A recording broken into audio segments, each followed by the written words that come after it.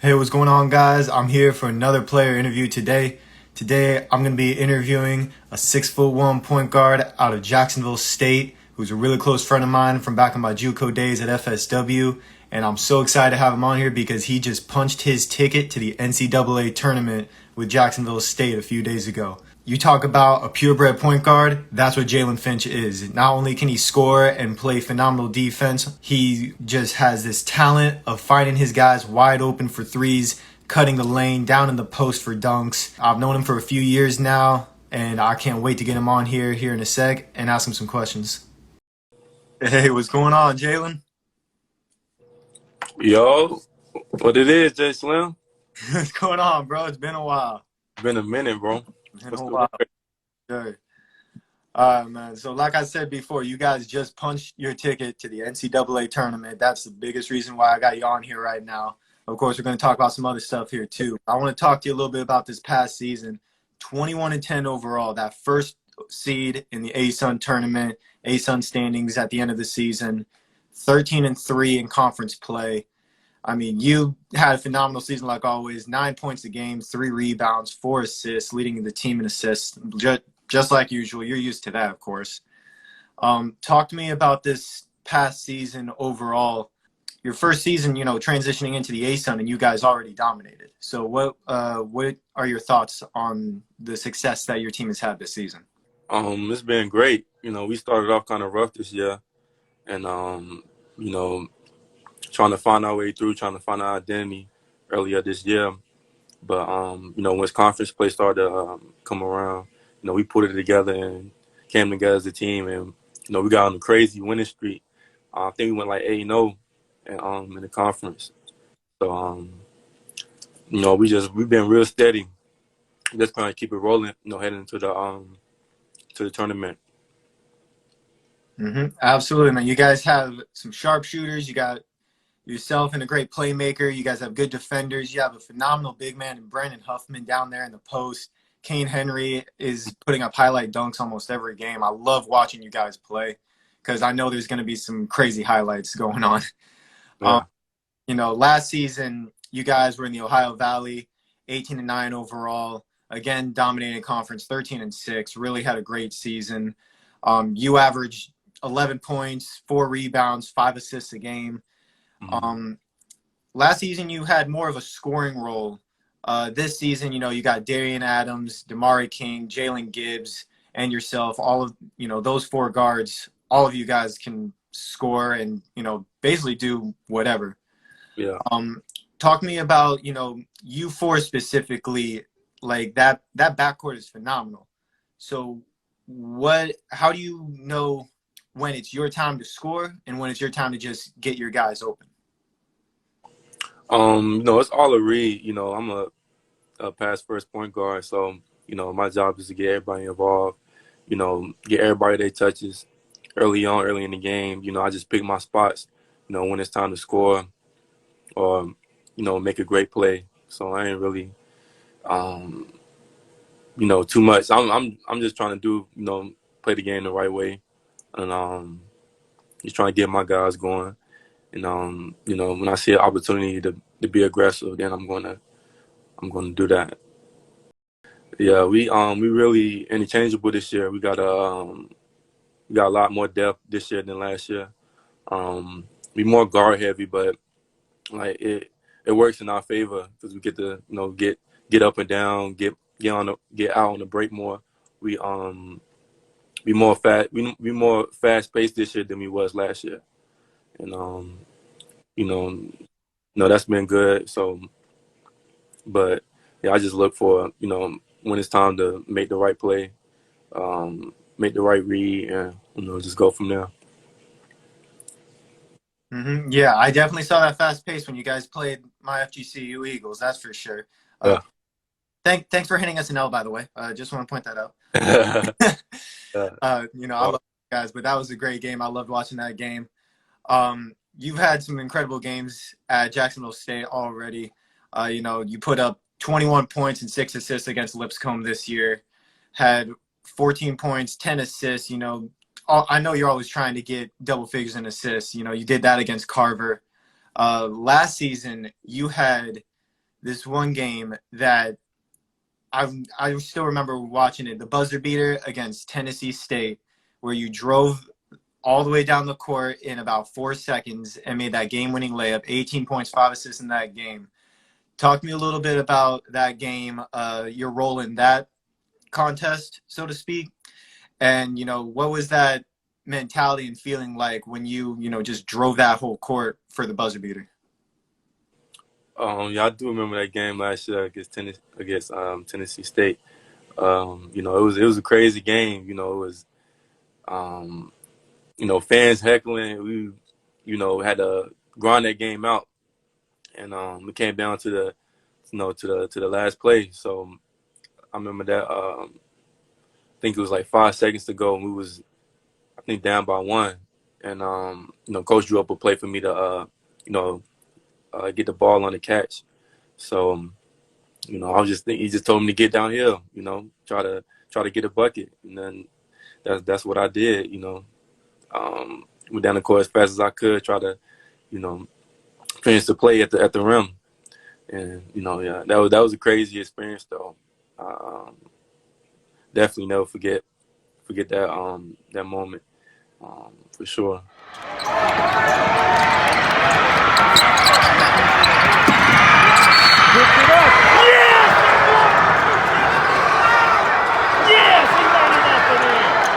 Yeah, everybody dreams of getting those buzzer beater moments, and to be able to get that in a game, that's awesome to see you get that, man. And Yeah. always, like I said, helping your team to success in any kind of way possible, and just like you've always done, just like you did at FSW when you were at JUCO where I first met you. I Mhm. mean, you're used to success. Your sophomore year, you guys went 29-2 in an overall record where you guys ended up making the NCAA tournament before it got shut down due to COVID, unfortunately. You were first team all conference, averaged 10 points a game and 5 assists. You're the all-time assist holder at FSW, breaking records left and right there. What about FSW really helped you transition into your role at Jacksonville State? How did it get you ready? Um, I remember, heading into, JUCO. I came in for a rude awakening. I thought it was nothing like how I expected to be, and you know, um, my coaches there at JUCO, Coach Murphy, Coach Hart, Coach Lackey, Coach Paez, all those guys there. They molded me to be the person and player I am today, and help me you know have success at the next level. They taught me, how to win, how to, do everything that I needed to, be successful moving forward. And at JUCO, I just learned how to win games, what it's like, what you have to do, the work you have to put in, focus you have to have, and I just carried that on to the next level to Jacksonville State, and definitely the JUCO experience definitely helped me to be the person I am today and the player. So definitely glad I took that route. Absolutely. Hey, I'm happy you took that route. I guarantee you Coach Murphy and them are happy you took that route. And as far as FSW, man, yeah, it's classified as a JUCO. But I was talking to a few guys the other day. You guys are basically FSW is basically a Division I school in a JUCO body. You yourself on that team, 14 of those 15 guys went to the Division I level, and it's not like where they're going riding the bench. Every single one of them is playing good minutes, starting for their teams, averaging great points. Great contributions to their teams. Talk to me about the talent level that FSW seems to have year after year, and their reputation, how it's really been built as a powerhouse JUCO. They offer one of the best, like it's the best opportunity you can have going to FSW. They're gonna get the best talent, just because the great foundation they have, and what they have to offer. They great people, great coaching staff, great environment. So they they gonna get the best talent, you know, that there is to offer. So, you know, is definitely a place, you know, you definitely want take the JUCO route to go to. So, just you know, just do what you gonna learn a lot from being there, and I definitely, you know, recommend, you know, taking that route because everybody is like, you know how the stigma is going to JUCO. And you know, now it's like more broadcast. Now people saying like JUCO is actually not the worst thing in the world to do. You know, you could get something great from going there. And you know, FSW is, you know, a great place to be. So Absolutely, absolutely. You know, well over 30 players since the program first started. I believe it was now 6, 7 years ago. You know, still very young. Over 30 players have gone on to sign at the Division I level. And like I said, you played with 13 just your sophomore year. You played with a bunch more during your freshman year as well. You yeah, talked about Charles Manning Jr., who's at South Alabama now. Maddox Daniels, he was at Colorado before graduating. Keon Ellis is doing his thing at Alabama. You actually got to go against Charles and Keon this year. Talk to me about that, going against them and that, you know, brotherhood type feeling going against them, guarding them, scoring on them. What was that feeling like for you? it was great. You know, I played with Charles and Keon my freshman year. Started out with them freshman year, and you know, I haven't seen um, Charles since JUCO. So, you know, it was great. It was great playing against him, and you know, it was great comp. You know, it was a great feeling to, you know, just to share the court with him again. And you know, those guys, they are great players. You know, they gonna play pro. Um, you know, next year or, you know, whatever basketball takes them, they gonna be pros. So it was definitely great playing with Charles this year. We played him this year, and Keon, I played him last year too. I played him last year and this year. It was great seeing him too. You know, he was with me for 2 years. So you know, it was great. You know, just playing against each other, competing against each other. It was like we was in practice. You know, back in JUCO days. So, um, but yeah, you know, got a lot of love for those guys, and you know, they own something big. Whatever they go next.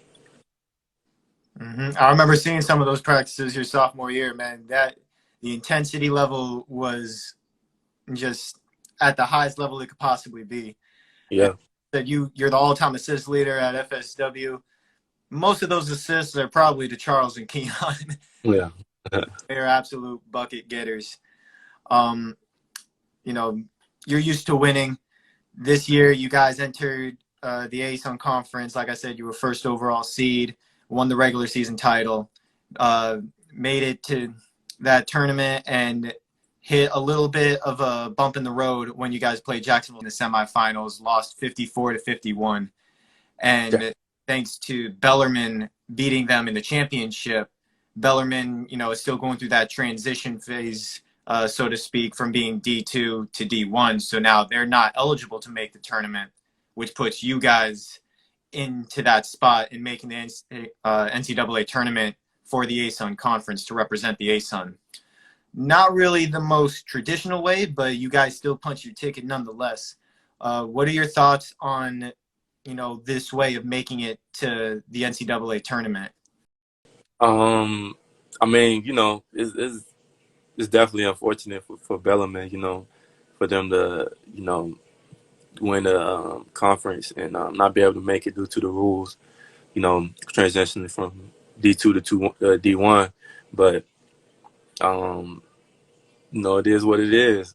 We was the, you know, we suffered a tough loss to Jacksonville in the semifinals. You know, it came down to the last play, and you know, we wasn't able to pull it out. So, you know, them going to the championship and playing against Bellarmine, you know, with us being the regular season champs, we was able to, you know, get a bid to the tournament, a punch out ticket to the tournament because they won. But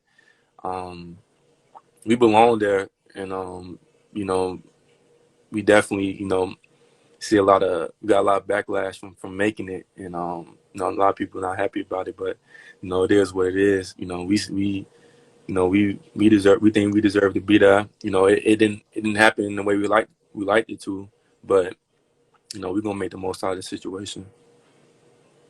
Mm-hmm. So Yeah, you look at your guys' record on the season. You guys beat Liberty at their place.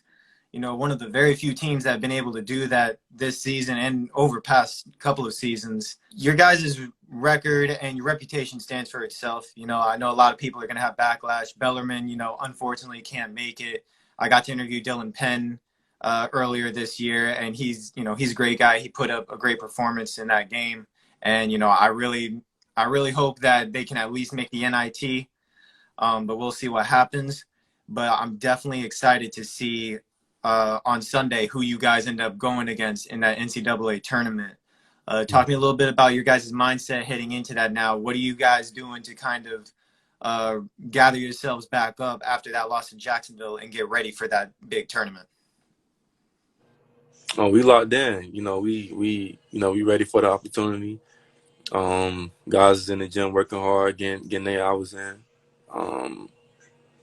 You know, we excited for the we excited, for the opportunity. So we ready. We ready to go. Tournament starting next week. We've been, having some great practices. But yeah, I think we ready. I think we ready to go. Hey, I can't wait to see what you guys can do in that tournament, man. I know you're going to be playing your heart out, playing as hard as you can every single minute of that game, just like you always do, just like I've always seen you do. And Yeah. so, man, I'm so happy that I got to have you on here. It's been a long time. We've been trying to find some time to do this, and I'm definitely glad that now that you guys made that NCAA tournament, I got a chance to talk to you about it. So I appreciate you doing this with me, man. Yeah, no problem, man. Appreciate you, being there for me. Since the jump. My God. Appreciate it. Absolutely. Absolutely. I'm always support, man. So y'all get ready for that tournament and go get some more wins. Yes, sir. Appreciate it.